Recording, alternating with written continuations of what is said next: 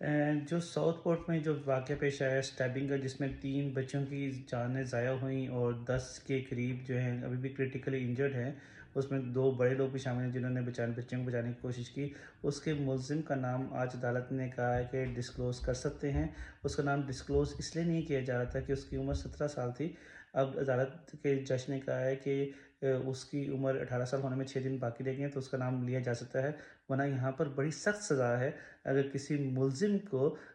کا نام لیا جائے جو کہ انڈر 18 ایئرز اولڈ ہو۔ اس نام نہ لینے کی وجہ سے جو ہے یہاں پر گوروں میں جو ہے وہ سخت مس انڈرسٹینڈنگ پیدا ہو گئی تھی، اور وہ سمجھتے تھے کہ یہ کوئی مسلمان ہے، جس کی وجہ سے ساؤتھ پورٹ میں پرتشدد جو ہے مظاہرے شروع ہو گئے تھے، مسجد کو نقصان پہنچایا تھا، اور اسی مظاہروں میں 10 پولیس والے بھی زخمی ہو گئے تھے۔ لیکن آج نام آنے کے بعد جو ہے اب امید کی جا رہی ہے کہ وہاں پر حالات نارمل ہو جائیں گے۔